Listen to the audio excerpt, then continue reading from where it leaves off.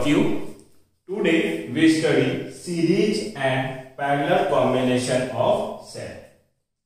इस टॉपिक के रिजल्ट के बेसिस के ऊपर आपको एग्जाम्पल 5.14 आपको सोल्व करना है, जो कि ऑलरेडी मेरे YouTube चैनल पे अपलोडेड है। आप प्लेलिस्ट में जाके वहां से सोल्व कर सकते हैं। साथ ही इस टॉपिक के PDF नोट्स वीडियो के नीचे डिस्क्रिप्शन में लिंक गिवन है, आप उस लिंक से वो नोट्स डाउनलोड कर सकते हैं। और अगर आप लोग चैनल पे नए हैं तो चैनल को लाइक और सब्सक्राइब जरूर करें। सबसे पहले हम लोग पढ़ने वाले हैं बेटा series combination of two cell. कितने सेल बेटा? जो बेसिक डेरिवेशन है वो 2 सेल के लिए आपसे पूछा जाता है और बाद में उसका केस बना के हम n सेल अगर सीरीज में कनेक्टेड होंगे तो उसको भी स्टडी करेंगे। अब सीरीज कॉम्बिनेशन पढ़ने से पहले आपको 2 फॉर्मूले लर्न होने चाहिए। आपने सेल के लिए इससे जस्ट प्रीवियस लेक्चर के अंदर EMF, terminal voltage, internal resistance के बीच में हमने एक रिलेशनशिप ड्राइव किया था, उसकी मुझे यहाँ रिक्वायरमेंट होगी। तो बैटरी है, उस बैटरी का ईएमएफ E, इस बैटरी का इंटरनल रेजिस्टेंस स्मॉल r और इसको एक्सटर्नल रेजिस्टेंस कैपिटल R से हमने कनेक्ट कर दिया। इस बैटरी में कितना करंट फ्लो हो रहा है? I। जब I करंट फ्लो होगा तो इसका एक टर्मिनल वोल्टेज होगा, कितना? IR आपके पास। क्लियर है इतनी सी बात? अब हमने इस करंट की इक्वेशन लिखी थी, करंट होता है EMF upon total resistance. EMF upon total resistance आपके पास। I इक्वल टू सर्किट का EMF कितना है? E अपॉन टोटल रेजिस्टेंस कितना है? सर 2 रेजिस्टेंस है, स्मॉल r और कैपिटल R, दोनों सीरीज में है तो small r plus capital R। Cross multiply करो तो IR plus I capital R equal to EMF। इस IR को V लिख सकते हैं और ये इक्वल के उधर ट्रांसफर कर दिया तो EMF माइनस IR। एक तो ये फॉर्मूला हमें चाहिए और ये फॉर्मूला किसमें चाहिए बेटा? सीरीज कॉम्बिनेशन में। तो इसके नीचे लिख देता हूं, मुझे फॉर्मूला रिक्वायर्ड होगा V equals to E minus IR। इसके साथ देखिए बेटा, इसी इक्वेशन से आपके पास हम फिर से लिख सकते हैं IR प्लस, इसको क्या लिख देंगे? V equals to EMF। भैया यहां से लिख रहा हूं V इक्वल्स टू IR। अब V को इक्वल को उधर ट्रांसफर करोगे तो IR equal to E minus V। यहां से करंट की इक्वेशन कितनी हो जाएगी? E माइनस V अपॉन में क्या? R। तो आपके पास जो पैरेलल कॉम्बिनेशन है उसके अंदर करंट की इक्वेशन रिक्वायर्ड होगी और करंट की इक्वेशन क्या होती है? E minus V upon R। ये वो 2 फॉर्मूला है जो हम लोग ड्राइव कर चुके हैं पहले से आपके पास। इतनी सी बात क्लियर है? अब ध्यान दो बच्चा, हमें क्या पढ़ना है? Series combination. तो सीरीज कॉम्बिनेशन के फॉर्मूला किस तरह से ड्राइव होंगे? आपने क्या किया बच्चा? एक सेल लिया। क्या लिए? सेल। इस सेल का ईएमएफ कितना बच्चा? E1। इस सेल को एक इंटरनल रेजिस्टेंस से कनेक्ट कर दिया, कितना? R1। और इस सेल से मान लीजिए कितनी करंट पास कर रही है? I। तो बताओ इस सेल का टर्मिनल वोल्टेज कितना होगा? V1। अरे सेल का टर्मिनल वोल्टेज कितना होगा? V1। और सीरीज कॉम्बिनेशन है तो V इक्वल टू क्या लिखते हैं? E minus IR। इस स्टेज पे EMF कितना है? E1 माइनस करंट कितनी जा रही है? I और रेजिस्टेंस कितना है? R। ये आपने इस फर्स्ट सेल का क्या लिख दिया बेटा? टर्मिनल वोल्टेज की इक्वेशन। इसी के साथ एक सेकंड सेल कनेक्ट कर दिया और जब इस तरह से कनेक्ट करोगे तो ये तो आपके पास है फर्स्ट सेल और ये क्या है? Second cell. ये दोनों कैसे कनेक्ट हो गए? सीरीज के अंदर इसका EMF E2, internal resistance R2 और इससे भी कितना करंट पास होगा? I। अभी रीजन दूंगा कि दोनों में करंट सेम क्यों है। तो बताओ इसका टर्मिनल वोल्टेज कितना होगा? V2। और उस V2 की इक्वेशन क्या होगी? सर V2 इक्वल टू क्या होना चाहिए? E minus IR। ईएमएफ कितना E2 माइनस करंट I और इंटरनल रेजिस्टेंस कितना R2। और इस कंप्लीट कॉम्बिनेशन को क्या किया बेटा, एक्सटर्नल रेजिस्टेंस R से कनेक्ट कर दिया। इस R में कितनी करंट पास होगी I, तो यहां पे वोल्टेज कितना होगा V = IR। अब ध्यान दीजिए सीरीज कॉम्बिनेशन में करंट क्या रहती है सेम, करंट क्या रहता है सेम, जबकि जो पोटेंशियल है या टर्मिनल वोल्टेज है वो क्या होते हैं डिफरेंट। देखो पूरा कॉम्बिनेशन है, इस कॉम्बिनेशन में करंट की वैल्यू क्या रहेगी सेम, जो करंट यहां से एंटर करेगा वही यहां भी एंटर करेगा, इसलिए करंट सेम रखा।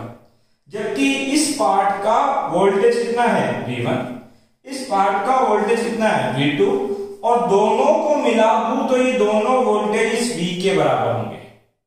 देखिए इन दो पॉइंट का पोटेंशियल कितना है V, इन दो पॉइंट का पोटेंशियल कितना है V, और यहां तक की पोटेंशियल कितना है V, और ये V आगे जाके दो पार्ट में डिवाइड हो गया, एक V1 में और एक V2 में। देखो मैंने कैपेसिटेंस के सीरीज पैरेलल कॉम्बिनेशन समझाए, रेजिस्टेंस के सीरीज पैरेलल कॉम्बिनेशन समझाए, अब आपको सेलों का सीरीज पैरेलल कॉम्बिनेशन समझा रहा हूं, और अभी भी स्टेटमेंट वही दे रहा हूं कि सर्किट में जो एलिमेंट डिवाइड होता है उसी को ऐड करोगे तो आपका डेरिवेशन ड्राइव हो जाएगा। सर्किट में देखो पोटेंशियल कितना था V, जो किससे मिलकर बना है V1 और V2 से, ये V दो पार्ट में डिवाइड हुआ, तो इसी को दोबारा ऐड करो आपका फॉर्मूला बन जाएगा V = कितना V1 + V2। V = V1 की इक्वेशन आपको पता है E1 minus IR1 plus V2, V2 की इक्वेशन आपको पता है E2 माइनस IR2। अब इस इक्वेशन को केवल अरेंज करना है आपको, E1 प्लस E2 एक साथ लिख सकता हूं V =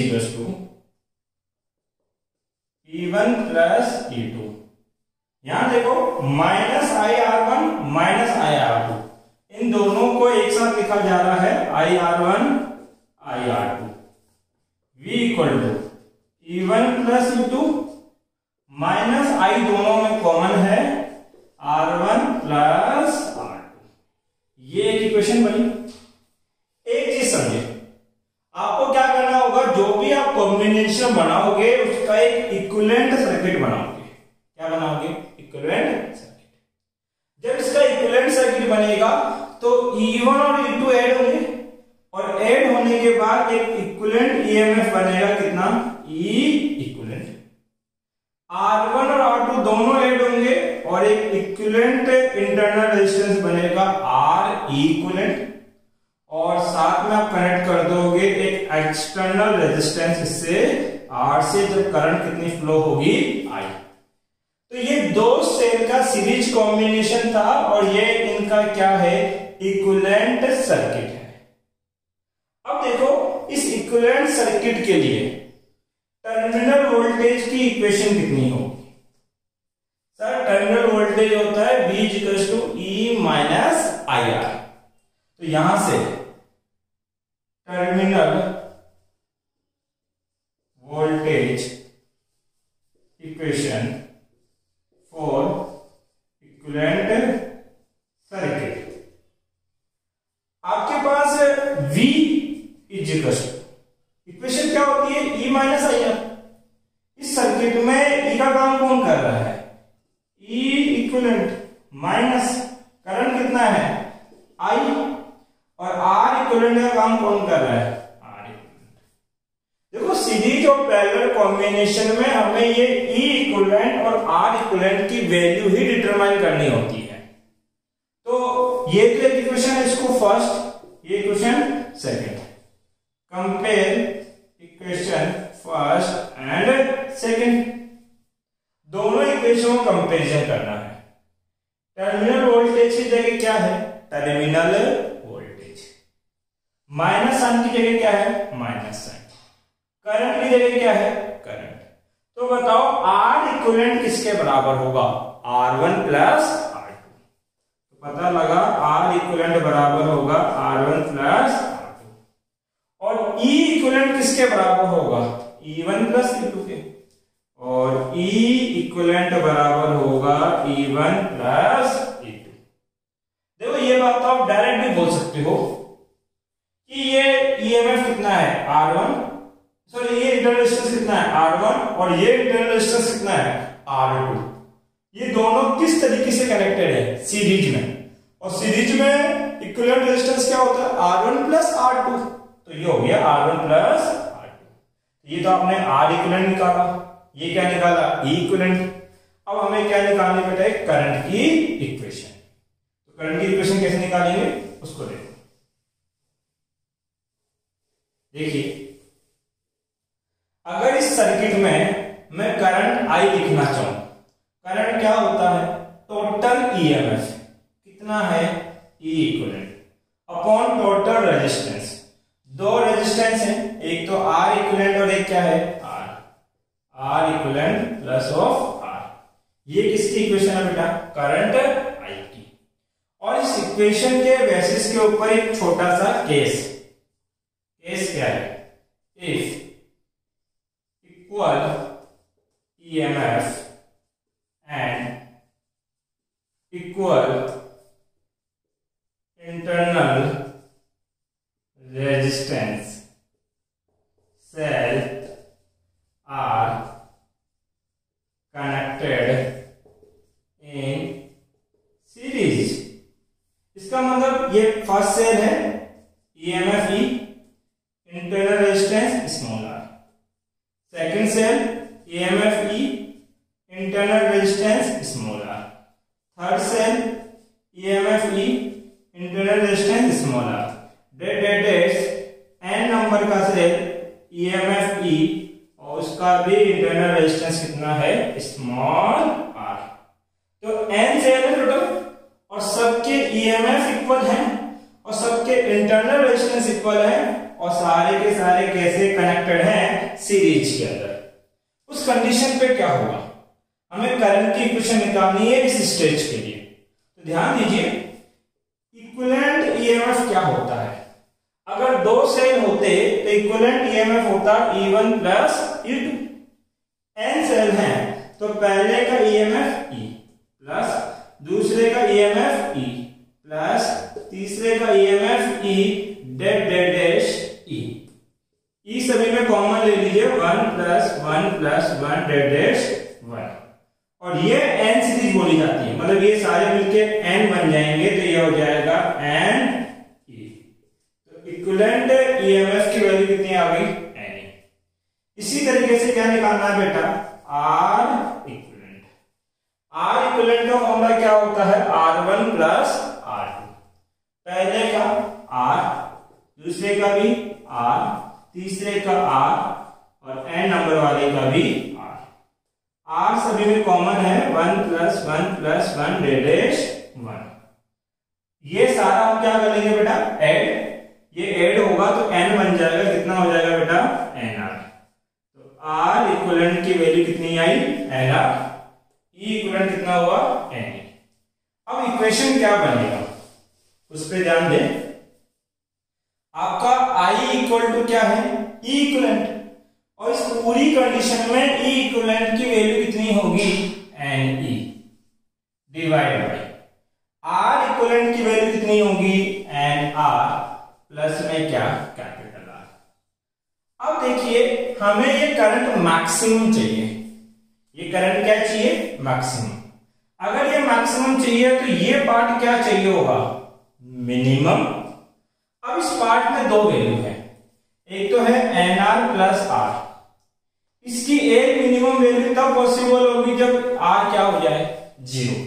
भैया मान लीजिए मैंने बोला 5 प्लस 3 है, बताओ इसका मिनिमम वैल्यू क्या हो सकता है? तो सर कोई एक 0 हो जाए। अगर 3 0 है तो एक मिनिमम डेटा क्या हो सकता है? 5। या 5 0 है तो दूसरी मिनिमम वैल्यू क्या हो सकती है? 3।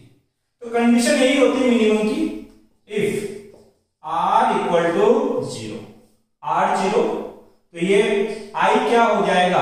मैक्सिमम।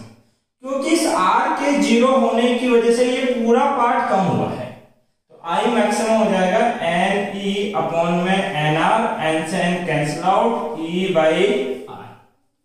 और इफ इंटरनल रेजिस्टेंस 0, अगर ऐसा हो कि ये स्मॉल आर 0 हो जाए, अगर ये 0 होगा तो बताओ करंट मैक्सिमम की इक्वेशन क्या होगी? एन ई अपॉन में क्या लिखा जाएगा? आर। एक बार इसका स्क्रीनशॉट ले लीजिए आप लोग। बेटा हम नेक्स्ट पढ़ेंगे parallel combination of two cell. कौन सा बेटा? पैरेलल। ध्यान देना। सेकंड है parallel combination of two cell. कौन सी इक्वेशन काम में आएगी हमारे? करंट की। और करंट की इक्वेशन यहां होती क्या है? EMF minus terminal voltage upon internal resistance. देखो ये आपके पास एक सेल है, उस सेल का ईएमएफ E1, इसका इंटरनल रेजिस्टेंस R1, और इससे जो करंट प्रोड्यूस हुई वो कितनी है बेटा? I1। फिर एक सेकंड सेल है जिसका ईएमएफ कितना है? E2, इंटरनल रेजिस्टेंस कितना है? R2, और इससे कितना करंट प्रोड्यूस हुआ है? I2। इन दोनों को हमने क्या कर दिया? कंबाइन कर दिया। इस तरीके से जब आप लोग कंबाइन करोगे तो ये जो कॉम्बिनेशन है वो क्या बोला जाएगा? Parallel combination of two cell. इसको हमने एक्सटर्नल रेजिस्टेंस से कनेक्ट किया। यहां से कितनी करंट आ रही है? I1, यहां से कितनी आ रही है? I2। दोनों करंट कंबाइन होके क्या बनती है? I। इसका मतलब कि I किसके बराबर होगा? I1 plus I2। जब ये I करंट इस R रेजिस्टेंस से पास करेगा तो यहां पे टर्मिनल वोल्टेज प्रोड्यूस होगा कितना? IR। V IR। मैं कह रहा हूं इन दो पॉइंट के बीच का टर्मिनल वोल्टेज कितना है? V। यहां का V है तो इन दो पॉइंट का भी कितना होगा? V। तो इन दो पॉइंट के बीच में भी कितना होगा? V। ये A पॉइंट और ये B पॉइंट। इसका मतलब यहां का टर्मिनल वोल्टेज V है A और B के बीच में। बताओ क्या फर्स्ट सेल जो E1 और R1 है वो A और B के बीच में कनेक्टेड है, तो इसका टर्मिनल वोल्टेज कितना होगा? V। क्या सेकंड सेल है वो भी आपके पास A और B पॉइंट के बीच में कनेक्टेड है, तो इसका टर्मिनल वोल्टेज भी कितना होगा? V। ये बात क्लियर है? इस फर्स्ट सेल के लिए करंट की इक्वेशन लिखनी है, तो बताइए फर्स्ट सेल के लिए I1 कितना होगा? इक्वेशन इस अकॉर्डिंग बनेगी EMF minus terminal voltage upon internal resistance. तो फर्स्ट सेल में करंट कितनी? I1। ईएमएफ कितना? E1। टर्मिनल वोल्टेज कितना? V upon internal resistance R1। और सेकंड सेल के लिए करंट की इक्वेशन, करंट कितना है? I2, वो होगा EMF E2 minus terminal voltage V upon internal resistance R2। फिर से वही स्टेटमेंट, आपको इस पूरे सर्किट को कंबाइन करना है। जब कंबाइन करोगे, इस पूरे सर्किट को आप लोग कंबाइन करोगे तो ये दोनों ईएमएफ मिलके एक इक्विवेलेंट ईएमएफ बनाएंगे, और वो इक्विवेलेंट होगा E इक्विवेलेंट। ये दोनों रेजिस्टेंस आपस में कंबाइन होकर एक इक्विवेलेंट रेजिस्टेंस बनाएंगे R इक्विवेलेंट। और ये एक्सटर्नल सर्किट, ये वाला पार्ट तो एज इट इज रहेगा, तो वो कितना बनाएगा? R। करंट कितनी होगी? I। अगर करंट I होगी तो बताइए आपके पास इसकी कुछ वैल्यू होगी, और वो वैल्यू कितनी होगी? टर्मिनल वोल्टेज V होगा E equivalent minus IR equivalent. Clear है इतनी सी बात? देखो हमें करना क्या है, इस कॉम्बिनेशन में E इक्विवेलेंट कितना आता है वो निकालना है, R इक्विवेलेंट कितना आएगा उसकी वैल्यू कैलकुलेट करनी है।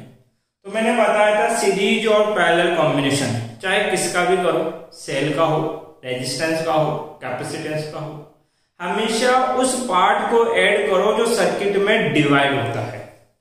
तो देखो ये आई करंट किससे मिलकर बना है, I1 और I2 से। तो इसी इक्वेशन को लिखो, आपका स्टेटमेंट या आपकी डेरिवेशन ड्रॉ हो जाएगी। ध्यान दीजिए I इज टू क्या है, I1 प्लस I2। क्लियर है इतनी सी बात। हमारे पास I1 की वैल्यू है कितनी, E1 minus V upon R1। I equal to E1 minus V upon R1। I2 की वैल्यू भी है E2 minus V upon R2। E2 minus V upon R2 दिखाई दे रहा है यहां तक का आप लोगों को, दिख जाएगा। I इक्वल टू एलसीएम क्या आएगा, R1 मल्टीप्लाई बाई R2। यहां पे R2 क्रॉस मल्टीप्लाई करोगे, E1 ऑफ R2, R2 को V से मल्टीप्लाई किया, V of R2 plus R1 से मल्टीप्लाई करो, E2 of R1 minus V of R1। I equal to, ध्यान दीजिए EMF वाली इक्वेशन में एक साथ लिख दो, E1 R2 plus E2 R1, और टर्मिनल वोल्टेज की इक्वेशन में एक साथ लिखो, VR2 minus V of R1 upon में क्या चल रहा है, R1 multiply R2। Cross multiply कर दो तो I R1 multiply R2 equal to E1 R2 plus E2 R1 minus V common है, R2 माइनस R1। इसको आगे सोल्व करने के लिए मैं रफ कर रहा हूं सर्किट।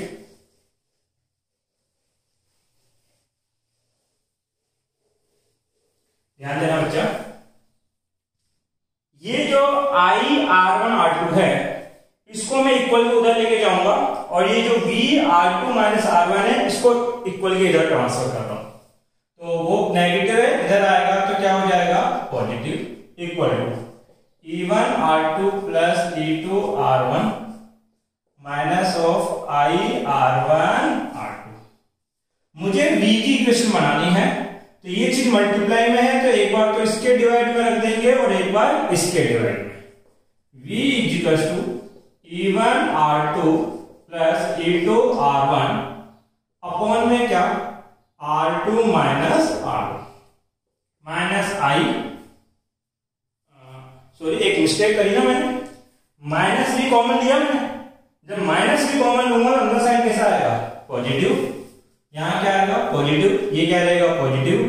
अब ये इसके डिवाइड में आएगा तो R1 R2 upon R1 plus R2, ये यहां आ गया आपके पास।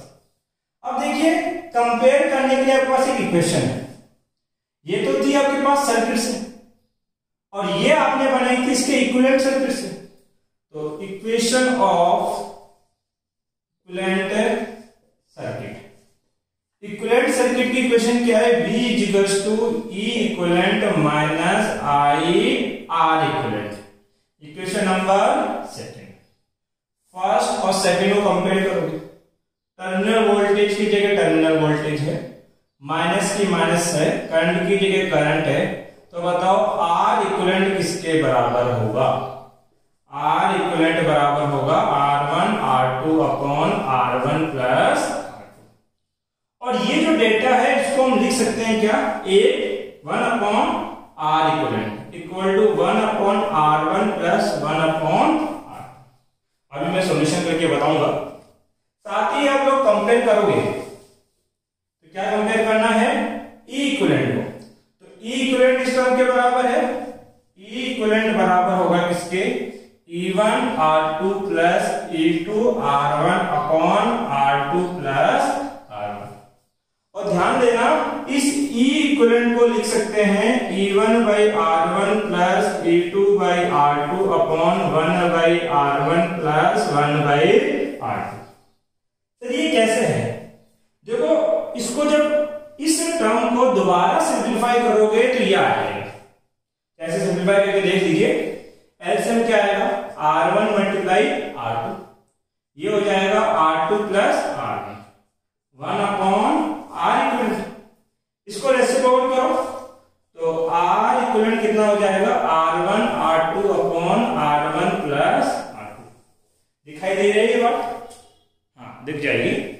तो आर इक्विवेलेंट क्या है, R1 R2 upon R1 plus R2। देखो आया कि नहीं आया। अगर दो रेजिस्टेंस है तब तो आप डायरेक्ट रन कर सकते हो, बट अगर दो से ज्यादा रेजिस्टेंस है तो किस तरह से रन करोगे? तो पहले के लिए लिखोगे 1/R1, दूसरे के लिए लिखोगे 1/R2, तीसरा होगा तो 1/R3, चौथा होगा तो 1/R4। सिमिलरली दो अगर रेजिस्टेंस है तो ई इक्विवेलेंट सीधा याद हो जाता है, E1 R2 plus E2 R1 upon R1 plus R2, जिसको आप ओपन करके ये लिख सकते हो। इस पूरे डेटा को दोबारा रिसोल्व करना ये आ जाएगा। इस पूरे डेटा को जो दोबारा रिसोल्व करोगे तो सेम चीज आपके पास गेन हो जाएगी। अभी मैं रिसोल्व करके बताता हूं इसको, इंक डाल लेते हैं पहले।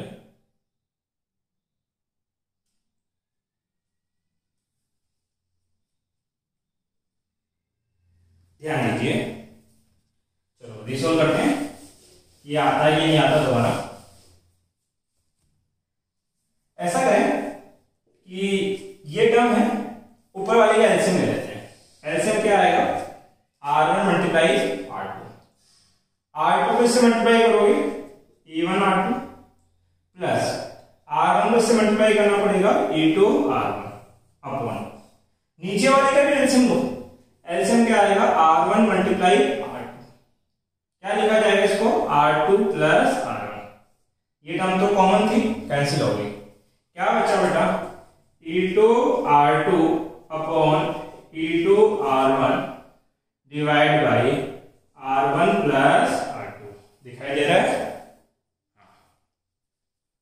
दिख गया। चलो तो देखो वापस क्या यही टर्म आ गई, यस, मतलब कि इसको एक्सपेंड करके आप ये लिख सकते हो।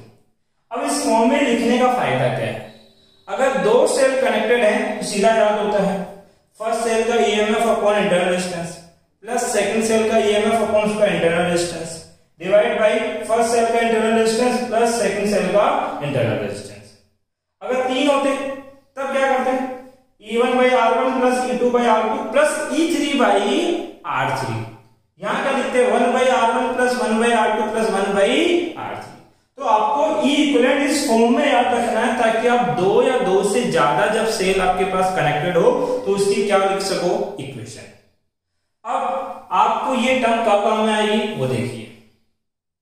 आपने इक्विवेलेंट सेल कुछ ऐसा बनाया था ना, ई इक्विवेलेंट इंटरनल रेजिस्टेंस क्या था, R इक्विवेलेंट, और ये एक्सटर्नल रेजिस्टेंस था R, जिसमें करंट कितनी फ्लो हो रही थी, I। करंट की इक्वेशन क्या होगी, करंट की इक्वेशन होगी E equivalent upon R plus R equivalent. ठीक है, वापिस से हमें इस करंट के दो केस पढ़ने हैं, मतलब इस करंट के मैक्सिमम वैल्यू निकालनी है, लेकिन किस कंडीशन में निकालनी है उसको याद रखना। अब ध्यान दो, इधर आपने दो सेल के लिए R इक्विवेलेंट निकालना सीख लिया और E इक्विवेलेंट निकालना सीख लिया। इन दोनों इक्वेशन को मैं दोबारा लिख रहा हूं यहां, R equivalent 1/R1 plus 1/R2 और E इक्विवेलेंट क्या है, E1/R1 plus E2/R2 upon 1/R1 plus 1/R2। अब हमें एक केस पढ़ना है और वो केस क्या है, ध्यान दो। If n cell of equal EMF and equal internal resistance are connected in parallel। n cell है, ये फर्स्ट सेल, इसका EMF E इंटरनल रेजिस्टेंस कितना R, ये second cell EMF E internal resistance R, third cell EMF E internal resistance R, और ये इस तरीके से n नंबर का, ये डेश n नंबर का सेल EMF E और इंटरनल रेजिस्टेंस कितना R आपके पास। तो देखिए सेम EMF है, EMF सबका क्या है, same internal resistance are connected in parallel. जब इस तरह से कनेक्टेड होंगे तो ई कितना होगा, ई इक्विवेलेंट कितना होगा। देखिए ई इक्विवेलेंट की इक्वेशन हम लोग इससे बनाएंगे। फर्स्ट सेल के लिए लिखोगे तो फर्स्ट सेल का EMF E internal resistance R plus second cell का EMF E internal resistance R, third cell का EMF E internal resistance R और then dash EMF by R divide by 1 by R1 plus 1 by R2। First cell का resistance, second का, third का, then dash N number का। Simplify करें तो EMF by R सब में कॉमन है, 1 plus 1 plus 1 plus 1 divide by 1 by R सब में कॉमन है, 1 प्लस 1 प्लस 1 डैश 1 आपके पास आ गया। इस चीज को आगे सिंप्लीफाई करेंगे हम लोग। ये एन सीरीज बनती है तो इसको लिख सकते हैं एन ईएमएफ बाई आर। ये भी एन सीरीज बनती है तो इसको क्या लिख सकते हैं N by R. N by R से एन बाई आर क्या हो गया, कैंसिल आउट, तो केवल क्या बचा ईएमएफ। इसका मतलब जो ई इक्विवेलेंट आने वाला है वो कितना आएगा, ई के बराबर। एक ये बात पता लगे। और ये बात तो नॉर्मल अंडरस्टूड है कि पैरेलल कॉम्बिनेशन में ईएमएफ क्या रहता है, सेम। अगर इंटरनल रेजिस्टेंस सेम है तो दो पॉइंट के बीच का पोटेंशियल ड्रॉप भी क्या होगा, सेम। सेकंड टर्म हमें आर इक्विवेलेंट चाहिए तो आर इक्विवेलेंट किस तरह से निकालेंगे, 1 upon R equivalent, 1 upon R plus 1 upon R plus 1 upon R dash 1 upon R. भैया इस फॉर्मूले से शुरू कर रहा हूं, दो के लिए फॉर्मूला ये था, इसी फॉर्मूले को मैंने एन के लिए अप्लाई किया है। 1 upon R equivalent, 1 by R common है, 1 प्लस 1 डैश 1 और ये 1 को क्या लिखा जाता है बेटा, एन, तो ये एन बाई आर। इसका रेसिप्रोकल करो तो आर इक्विवेलेंट कितना हो जाएगा, आर बाई एन। ये किसकी वैल्यू आ गई बेटा, आर इक्विवेलेंट की। एक बार पॉज करके स्क्रीनशॉट ले लो, फिर आगे समझाता हूं केस।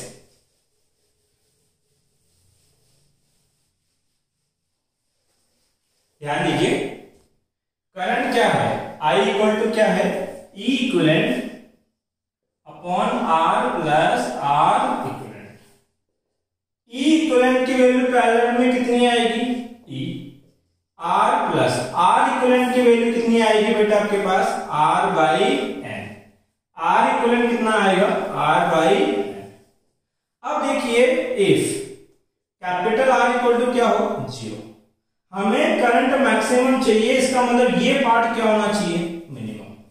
अब इस पार्ट में या तो ये 0 हो तब वैल्यू मिनिमम आती है, या फिर ये 0 हो तब वैल्यू क्या आती है, मिनिमम।